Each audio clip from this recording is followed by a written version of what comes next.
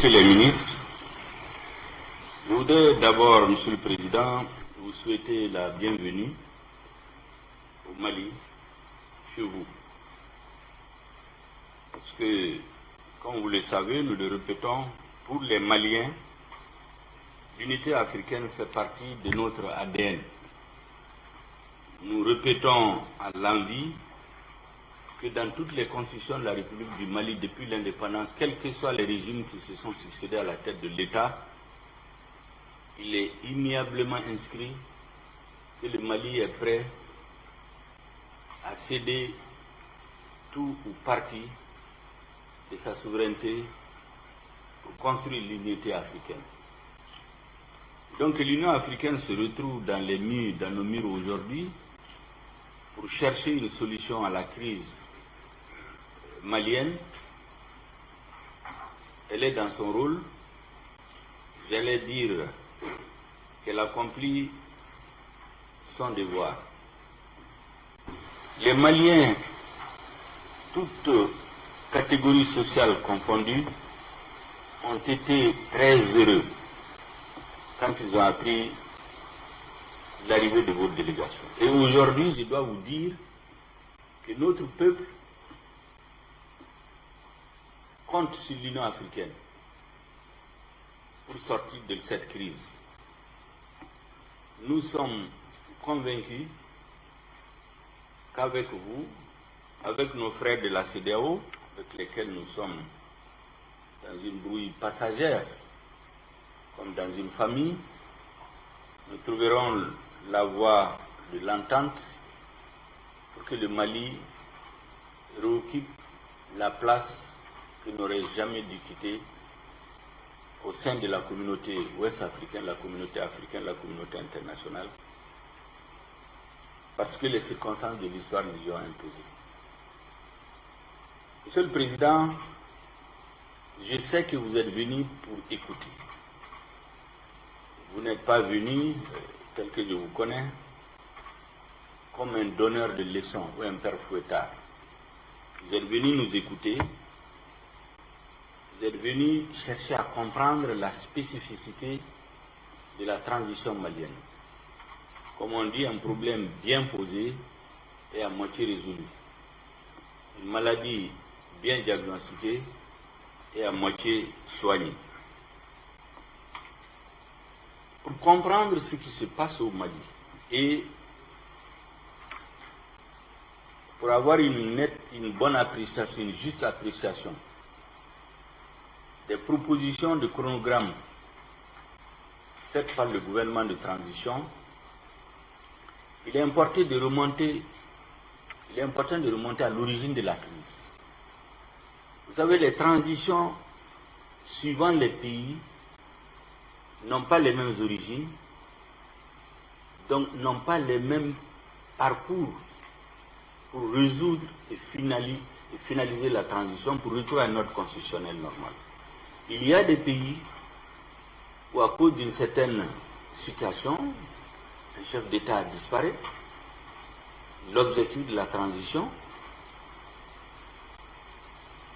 c'est d'organiser des élections. Parce qu'il n'y a pas d'autre problème posé que la disparition du chef de l'État. Vous avez des pays, à cause d'une certaine gestion, peut-être c'est l'armée qui intervient pour une raison ou une autre. Soit la constitution est violée, sous le couvert des régimes démocratiquement élus, les constitutions sont violées et une partie des forces armées de sécurité sont utilisées contre la population pour en tuer davantage, pour réduire le peuple au silence. Une partie de la population de l'armée sort, le régime change. Dans ce cas, c'est rétablir les libertés individuelles et collectives, rétablir l'ordre dans le pays et faire en sorte que ce qui a conduit à la chute du régime n'advienne plus. Il y a des pays où c'est un échec de la gestion des questions de sécurité qui amène peut-être l'armée à sortir des casernes. Au Mali, c'est un cas spécifique. Au Mali, c'est le peuple qui s'est soulevé pendant des mois, en laissant sur le champ de bataille des morts et des blessés à vie. C'est à la suite de cela qu'une aile patriotique de l'armée, pour éviter le chaos dans le pays, a mis fin au désordre qui allait s'installer et à la situation de guerre civile qui menaçait, qui était imminente. Ce n'est pas des officiers qui sont sortis des casernes juste pour venir prendre le pouvoir. La plupart des officiers patriotes qui ont opéré le changement le 20 août, le 18 août 2020, sont des jeunes officiers qui ont fait la moitié de leur vie, de leur carrière sur le théâtre des opérations militaires, depuis 2002 pour certains. De 2002 à 2020, ça fait 18 ans. Tous les problèmes que l'armée malienne a vécu, tous les coups bas, toutes les trahisons, toutes les faiblesses, toutes les humiliations que l'armée a subies sur le terrain, ils l'ont vécu dans leur chair et leur âme. Et donc voir le peuple aller vers la guerre civile, en même temps qu'on se battait contre les terroristes, voir les Maliens entre eux se tuer dans les rues, il fallait arrêter ce chaos. Maintenant, qu'est-ce qui a mené l'insurrection? C'est important de le souligner parce que les mêmes causes produisant les mêmes effets. Si on ne s'attaque pas aux causes de l'insurrection, on aura donné juste un comprimé pour baisser la température sans soigner la maladie. Il se trouve qu'il y a des principes généraux inscrits au niveau de la communauté internationale que nous partageons, c'est-à-dire, pour gouverner, il faut avoir le mandat du peuple. Mais j'ai l'habitude de dire aux uns et aux autres, j'ai donné l'exemple tout de suite, l'élection, à être élu, c'est comme, en termes de façon allégorique, c'est comme un chauffeur à qui on donne un permis pour conduire. Le peuple donne un permis à un homme pour conduire ses destinées. Mais si ce chauffeur qui est censé conduire passe le temps à faire des accidents, à faire des morts, à tomber dans les caniveaux, celui qui a donné le permis se pose la question, est-ce qu'il doit continuer à le garder? Et celui qui a ce permis, c'est le peuple. Lorsqu'un régime est élu, il promet à la population, première chose, ramener la paix et la sécurité. C'était ça le slogan qui a conduit au plébiscite de l'ancien président en 2013. Nous avions l'insécurité résiduelle dans le nord du Mali. 8 ans après, nous avons 80% du territoire envahi par le terrorisme. Les militaires tombent en masse. On les enterre dans des fosses communes parce qu'il n'y a même pas de quoi les transporter. Il y en a qui sortent pour aller chercher à boire. Les terroristes leur tendent des pièges. Ils les éliminent, ils prennent leurs véhicules, ils mettent les bouts d'explosifs, ils vont bombarder, ils vont faire exploser des casernes. Alors qu'au même moment, le budget pour ce qu'on appelait la loi d'orientation et de programmation militaire, prévu par le gouvernement de transition en 2013, était de 400 milliards de francs CFA. Ça a été multiplié par 3 par le gouvernement élu en 2013, pour être de 1230 milliards. Tous les Maliens ont applaudi, même l'opposition a voté pour équiper l'armée.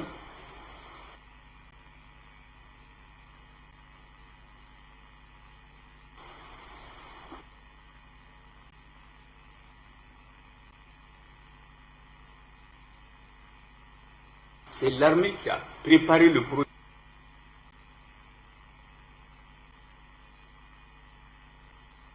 avalisé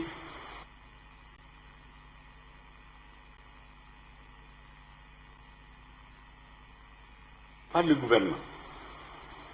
8 ans après.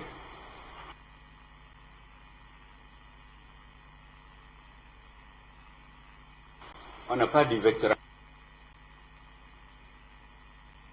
aérien. L'argent voté pour acheter des vecteurs aériens a été détourné, au vu aussi de tout le monde. Tout le monde est au courant au Mali. Les ambassades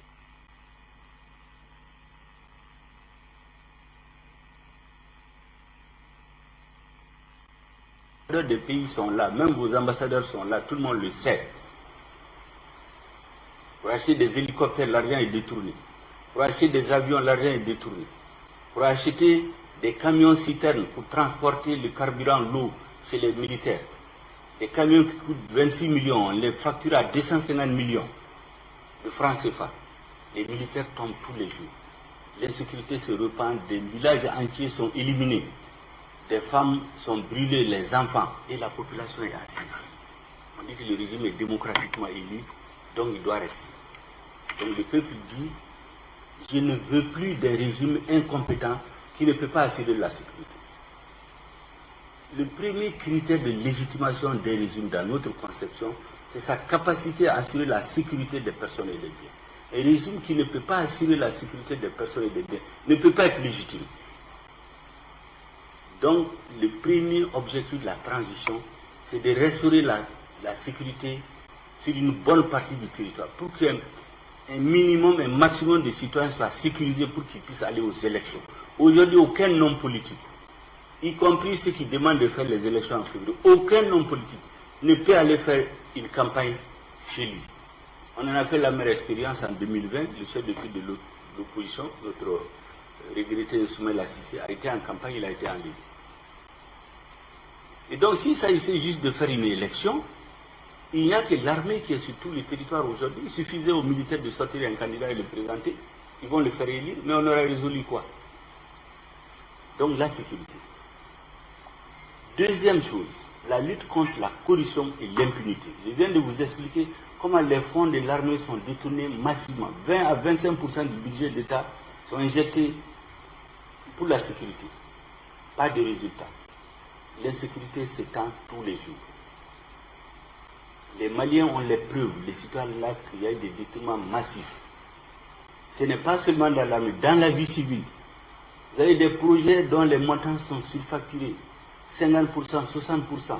Aujourd'hui, la lutte contre la corruption, ce n'est pas seulement au niveau de l'armée, c'est au niveau de la vie civile.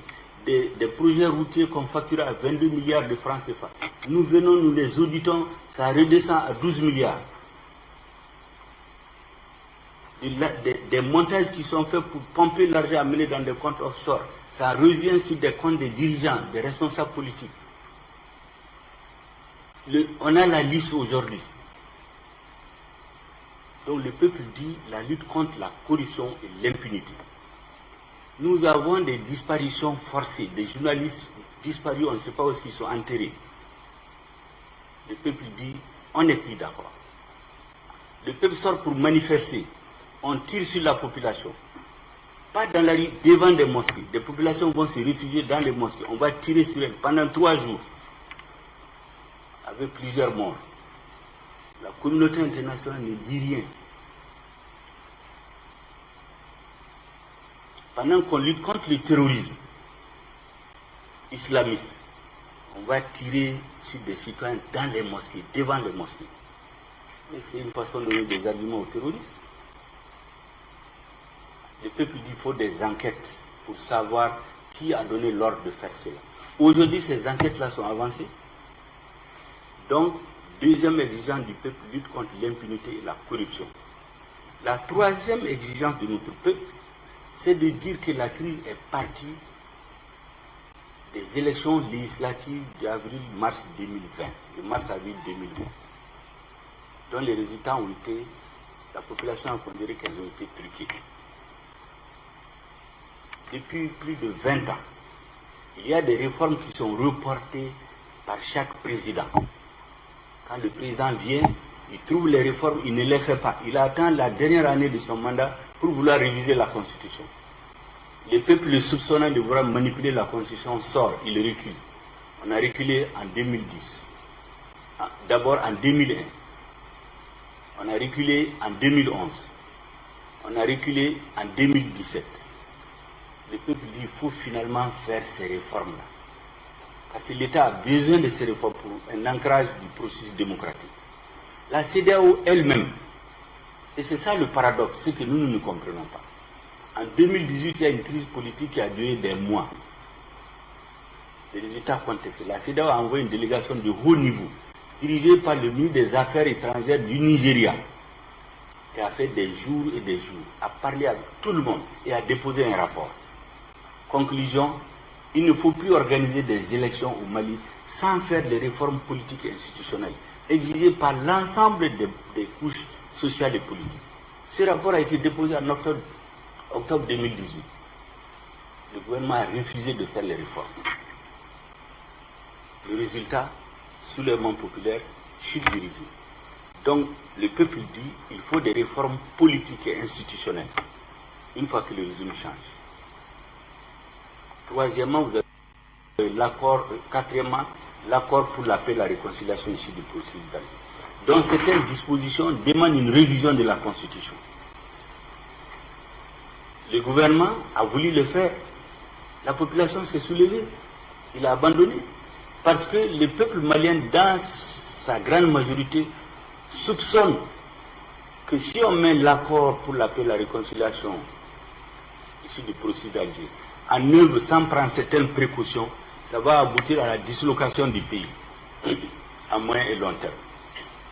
Donc le peuple dit, faisons des réformes, appliquons l'accord de manière à donner satisfaction autant que faire se peut au groupe signataire, mais en veillant à ce que l'unité, l'intégrité, la souveraineté de l'État malien sur l'ensemble du territoire ne soit jamais remise en cause. Voici les exigences autour desquelles le peuple s'est soulevé. Et donc lorsqu'un régime vient après ce soulèvement, est-ce qu'il y a plus logique que de demander de faire d'abord ces réformes avant d'aller à une élection? Parce que si on ne les fait pas, le nouveau président qui va être installé, ça fait près de 20 ans que 30 ans nous sommes dans des élections. Tous les maux qui ont conduit à la chute du régime ont été dénoncés au moins 20 à 25 ans. Tous les régimes dits démocratiquement élus ne les ont pas résolus. Donc la population est convaincue qu'il faut que le gouvernement de transition règle ce qu'ils sont pour rendre irréversible le processus de refondation de l'État. Pourquoi nous parlons de refondation? Il faut reconstruire complètement l'État malien, ses institutions, les modes de gouvernance. Parce que le problème principal, c'est la malgouvernance. Le pays n'est pas dirigé suivant les lois, suivant la réglementation internationale. Voici les objectifs de la transition. Toute autre lecture qui ramenerait la transition uniquement à des élections, ça fait 30 ans que nous organisons des élections. C'est la preuve que les élections ne sont pas la solution. Elles ne sont pas une fin en soi. Les élections, c'est pour donner mandat à un groupe, pour gouverner le pays dans l'intérêt de l'écrasante majorité de la population.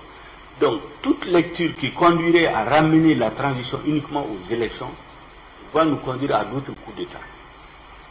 Nous voulons faire en sorte qu'il n'y ait pas de contestation, minimiser les contestations des élections, que le processus de lutte contre la corruption et l'impunité atteigne un point de non-retour, pour qu'aucun régime ne vienne nous amener en arrière, que l'équipement et la mise en condition de notre armée atteignent un niveau de non-retour.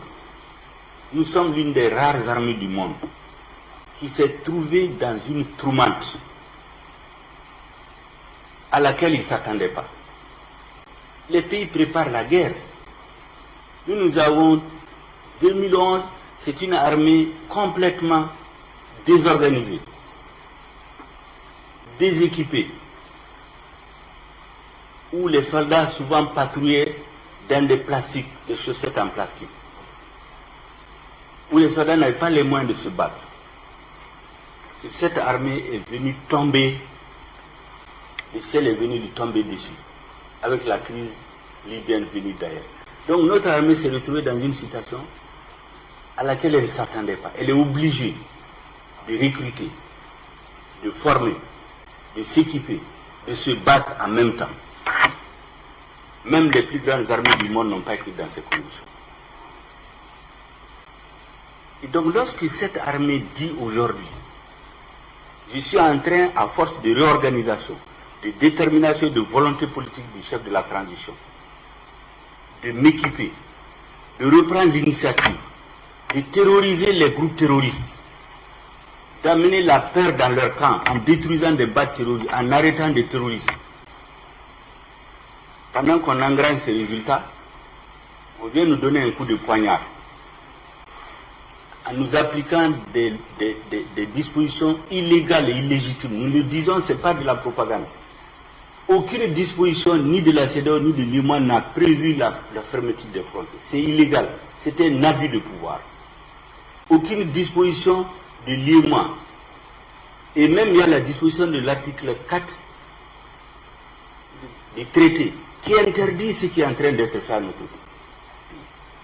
Vous avez la Convention des Nations Unies sur les pays sans littoral qui interdit un embargo contre un pays sans littoral. Toutes ces règles sont violées parce que notre peuple est à terre aujourd'hui. On veut nous humilier. On veut déstabiliser les institutions de la transition. C'est ce choc-là qui a motivé la grande manifestation patriotique du 14 janvier, qui ne s'est jamais passée dans l'histoire du Mali. Les estimations, je les ai eues ce matin des services de sécurité. Plus de 7 millions, près de 4 millions de Maliens ont manifesté le même jour sur l'ensemble du territoire. Aucun président élu n'a jamais mobilisé plus de 1 700 000, 2 millions. Jamais. Depuis 30 ans qu'on organise les élections. Donc c'est ce sentiment d'injustice.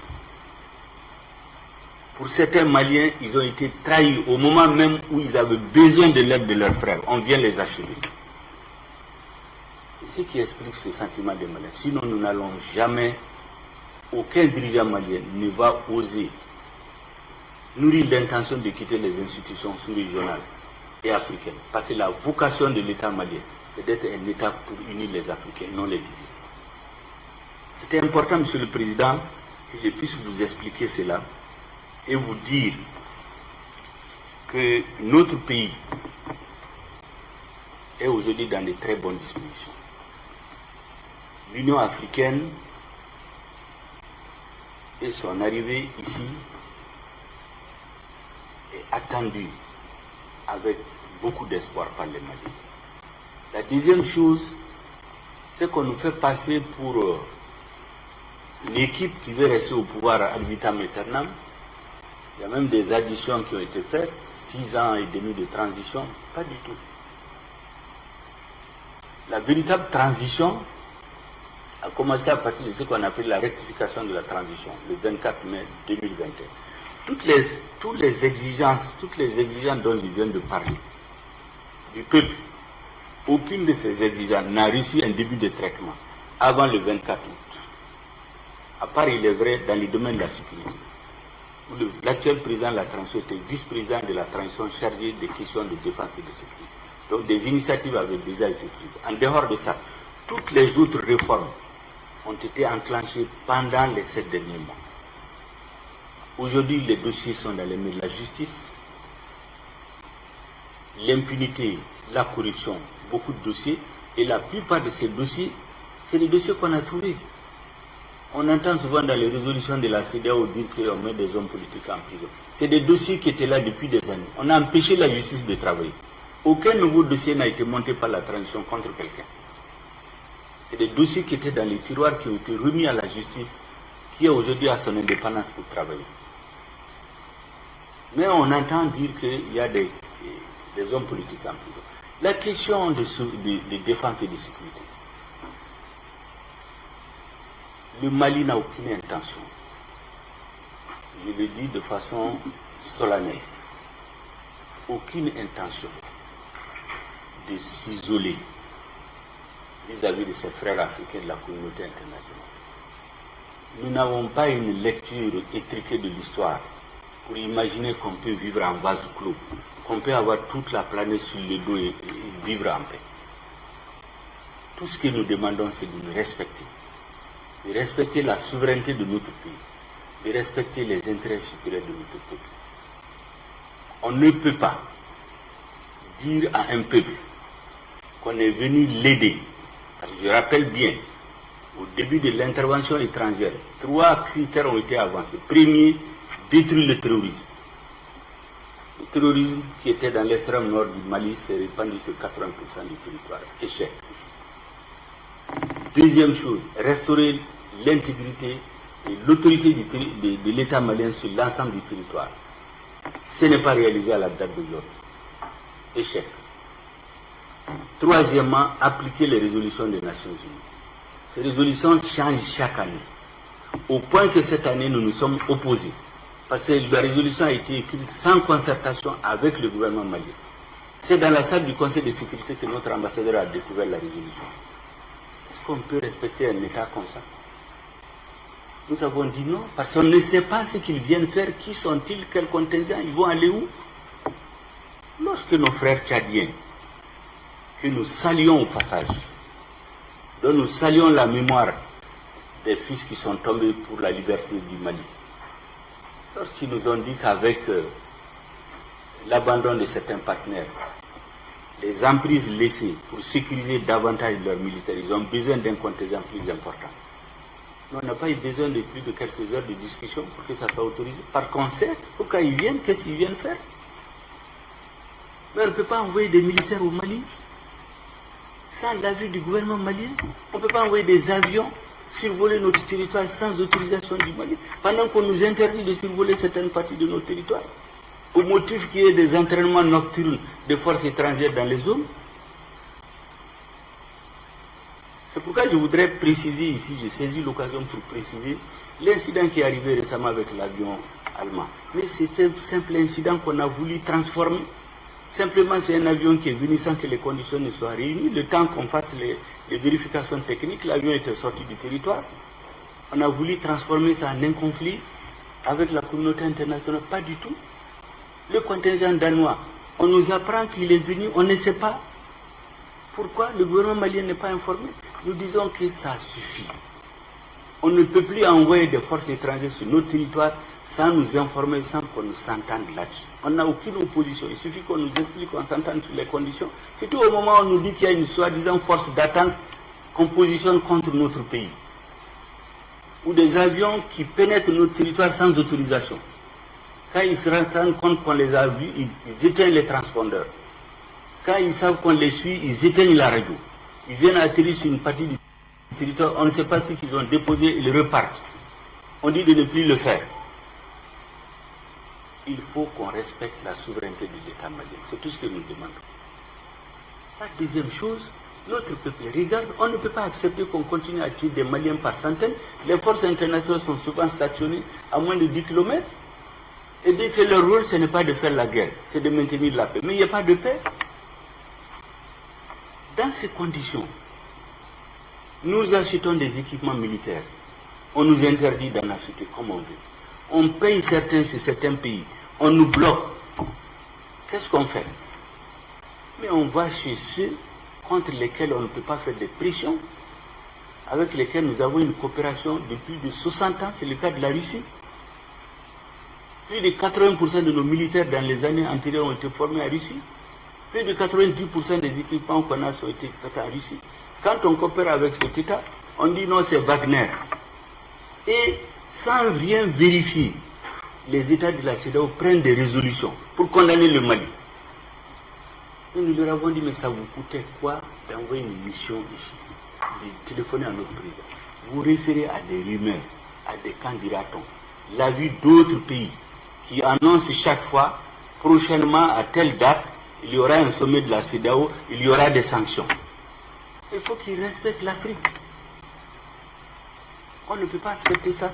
Nous demandons d'être respectés, de respecter nos souverainetés, de travailler à nous en tant qu'État à nous. C'est tout, il n'y a rien d'autre.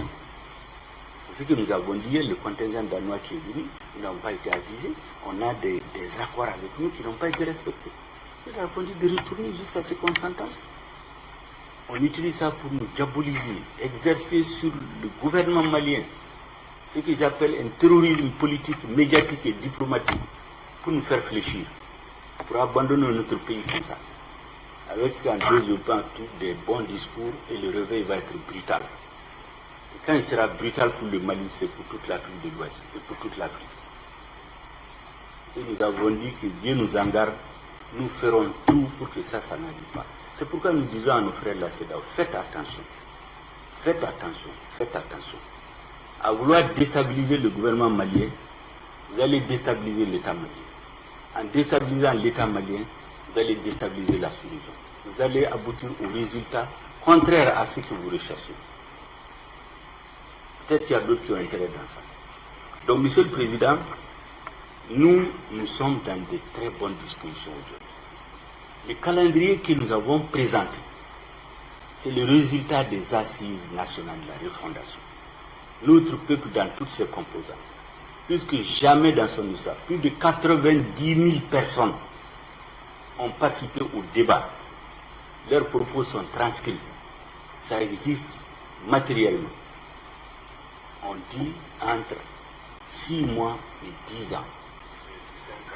Non, 10 ans. Mais ceux qui ont été 10 ans n'étaient pas nombreux. Donc la majorité dit 5 ans. C'est ce que les assises ont retiré.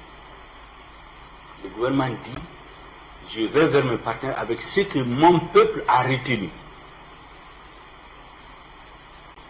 Parce qu'il était exclu pour nous que le peuple décide de quelque chose et que nous on aille changer ça. Si ce n'est pas le résultat de discussion. Et le président a dit, respect pour nos aînés de la CEDEAO, respect pour nos partenaires.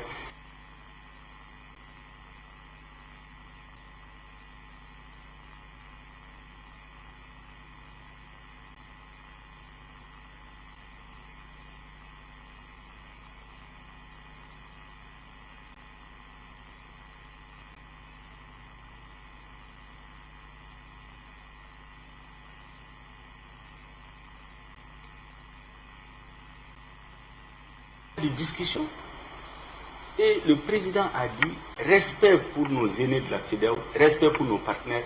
Quand les assises se sont clôturées le 30, nous nous sommes transportés dans le bureau du président. Nous avons travaillé toute la nuit pour que le lendemain, le 31 décembre, comme demandé, le chronogramme soit présenté à la CEDEAO. Nous nous attendions à un retour pour des discussions. Au lieu de cela, on a organisé une fuite dans la presse. Et les médias ont commencé à diaboliser le gouvernement. Alors qu'en ce moment, nous n'avons même pas montré à qui que ce soit. Notre président a fait la remarque à la délégation de la CEDEAO, qui est revenue vers nous, qui nous a expliqué ses préoccupations. Nous avons pris ça en compte. Il y a des délais de 2 mois qu'on a forcé pour amener, on a compressé jusqu'à la limite pour aller dans des discussions. Nous nous attendions à ce que nos frères viennent vers nous. Au lieu de cela, ils ont décidé, il faut faire tomber ce régime-là. Il faut le rendre impopulaire. Il faut les diaboliser. Il faut les terroriser. Pour quel objectif? Le peuple malien a dit qu'il a compris ce message-là et il ne l'acceptera pas. Et c'est pour cela que, au lieu de déstabiliser le régime, je crois que la CEDEAO même a fait que le régime de transition est sorti plus légitime qu'il ne l'a été au début. Parce que je ne suis pas sûr aujourd'hui qu'il y a plusieurs présidents de la CEDEAO qui peuvent faire sortir autant de personnes dans leur pays pour soutenir leur politique. Je ne suis pas sûr. Donc on met bas la terre. On revient discuter.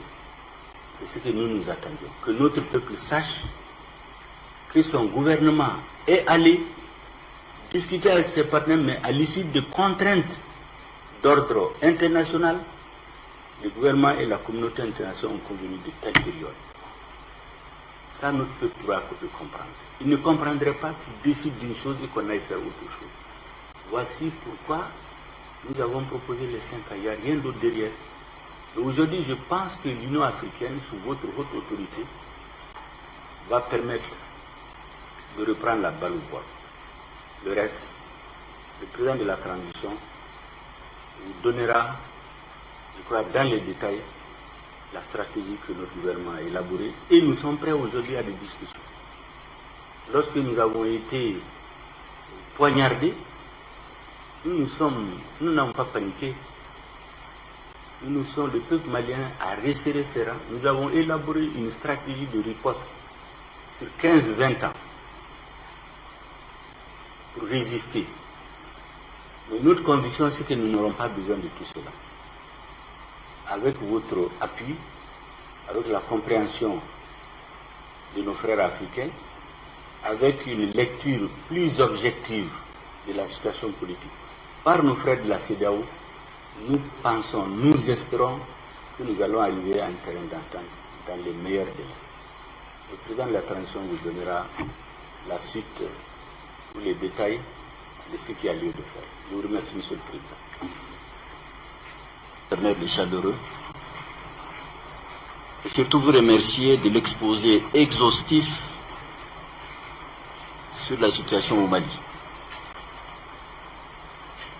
Ce grand pays panafricaniste, vous l'avez rappelé, qui, dans sa constitution même, son peuple a décidé de céder tout ou partie de sa souveraineté au bénéfice de l'Union africaine, de l'unité africaine.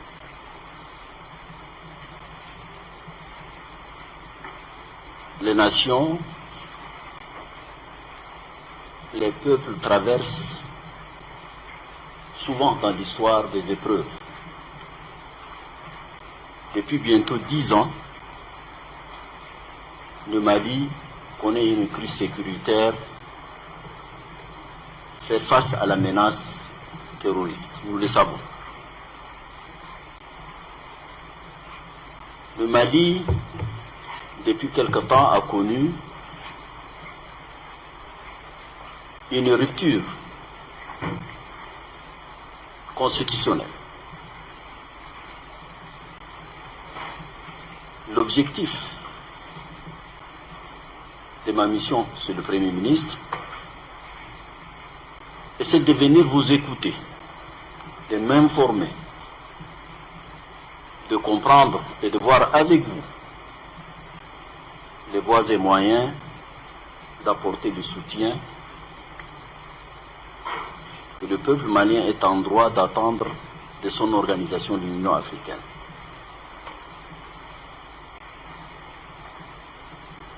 La CEDEAO, dont vous êtes membre fondateur, est l'une des communautés économiques régionales les plus importantes de l'Union africaine. Nous travaillons, vous le savez parfaitement, selon les principes de la subsidiarité et de la complémentarité.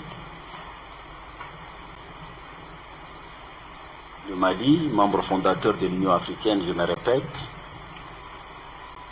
connaît les dispositions qui gouvernent un changement non constitutionnel. Ça aussi, c'est quelque chose que vous connaissez, quelles qu'en soient les raisons, sur lesquelles je ne porterai pas de jugement de valeur. Et c'est dans cette logique que la CEDEAO était fondée à pouvoir prendre position et que l'Union africaine également. Mais le tout, Monsieur le Premier ministre, Mesdames, Messieurs, c'est de soutenir et d'accompagner le Mali comme il l'a lui-même décidé et demandé à revenir à un ordre constitutionnel. Je comprends parfaitement les défis multiformes auxquels a fait face et fait face le Mali, qui n'est pas le seul dans le continent africain à faire face à des problèmes de sécurité, des problèmes de corruption, des problèmes politiques et institutionnels. Mais peut-être que les problèmes ici, nul ne sait mieux que vous là où le bas blesse. Vous l'avez dit, nous ne sommes pas venus ici pour donner des leçons, moins encore des injonctions. Nous sommes venus comprendre. J'étais hier à Accra pour rencontrer le président du Ghana, qui est le président en exercice de la CEDEAO. L'Union africaine a pris part pratiquement à tous les sommets de la CEDEAO sur la question malienne. J'ai constaté dans nos échanges une volonté également, comme la vôtre, de bonnes dispositions pour discuter, pour trouver une issue à ce problème. Monsieur le Premier ministre, je suis venu réitérer la disponibilité de l'Union africaine à accompagner le Mali. De concert avec la CEDEAO et d'abord avec vous, avec le peuple malien.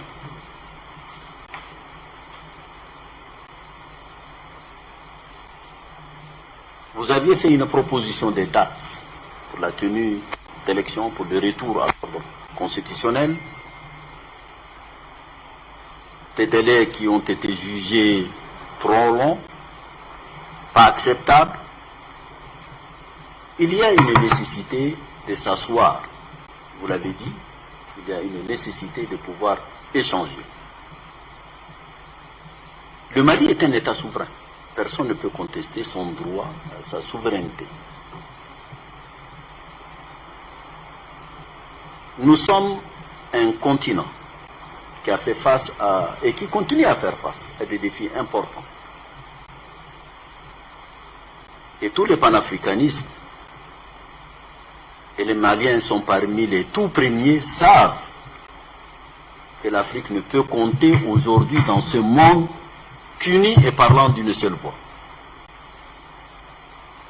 Et je me répète, les accidents de parcours existent partout. Le plus important, c'est d'en tirer des leçons et en sortir plus aguerri. Je suis optimiste. Dans les discussions que j'ai eues avec le comité de suivi que nous avons mis en place, restreint ici, composé de l'Union africaine, de la CEDEAO, des Nations unies. J'ai rencontré ce matin M. le Premier ministre avant de rencontrer le ministre des Affaires étrangères, les diplomates et les représentants des partenaires ici à Bamako. J'ai constaté que tout le monde cherche une issue heureuse à cette brouille passagère que vous avez appelée avec la CEDEAO.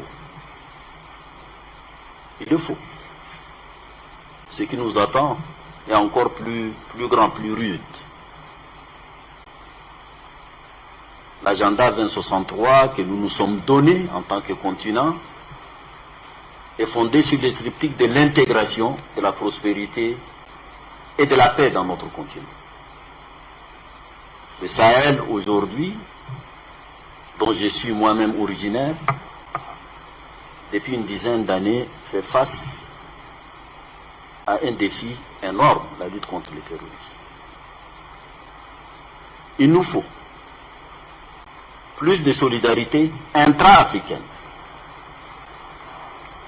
D'abord, il faut que la communauté internationale, puisqu'il s'agit de la lutte contre le terrorisme, qui sont une menace à la paix et à la sécurité internationale, et c'est ça le rôle du Conseil de sécurité des Nations Unies.